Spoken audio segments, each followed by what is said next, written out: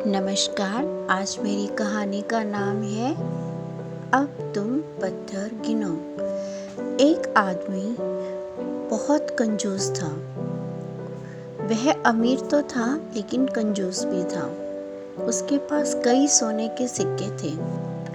उसने एक मटके में सोने के सिक्के रखकर उसे घर के पिछवाड़े में गाड़ दिया। हर दिन आधी रात को कंजूस जागता और वहां जाकर देखता कि सोने के सिक्के सुरक्षित हैं या नहीं।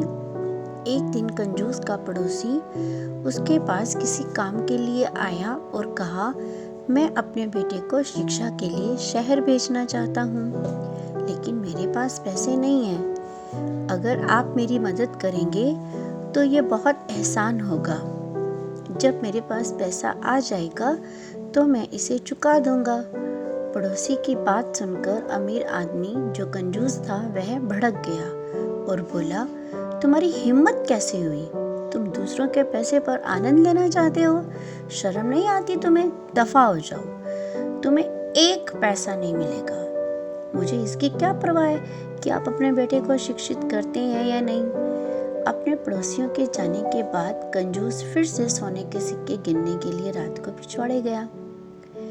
जब कंजूस सोने के सिक्के गिन रहा था तभी वहां छिपे एक चोर ने उसे देख लिया। कंजूस के घर लौटने के बाद चोर ने बर्तन से सोने के सभी सिक्के निकाल लिए और बर्तन को पत्थरों से भर दिया और चोर वहां से चला गया।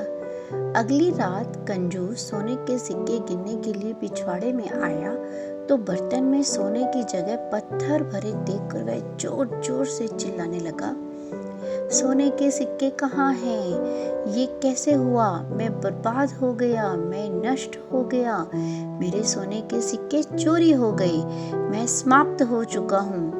उसकी चिल्लाने की आवाज सुनकर पड़ोसी बोले, चलो देखते हैं कि क्या हुआ। वहां उसने बताया, एक बर्तन में मेरे पास 1000 सोने के सिक्के थे जो चोरी हो गए। 4 साल तक यह बर्तन में थे। मैं रोज आकर उसको गिनता था, पर आज नहीं है और आज मैं बर्बाद हो गया हूँ। पड़ोसी बोले, शांत हो जाओ, शांत हो जाओ। पड़ोसी बोले, 4 साल से अगर यहाँ सोने के सिक्के थे लेकिन आपको इसकी आवश्यकता ही नहीं थी, इसका मतलब है आपको भविष्य में भी इसकी आवश्यकता नहीं होगी। यह भी सच है, आप बस यहाँ आते हैं और इसे गिनते हैं। आप भविष्य में भी गिन सकते हैं। अभी तक आप सोने के सिक्के गिनते थे, आज से आप पत्थर गिन सकते हैं। बेशक सोने के सिक्कों का एकमात्र उपयोग यही था कि आप इसे गिनते ही थे। अगर यह नहीं है तो क्या फर्क पड़ता है? आज आपके पास सोने के सिक्कों की जगह पत्थर हैं बस, और क्या। दोनों का कोई फायदा नहीं है। कंजूस समझ गया।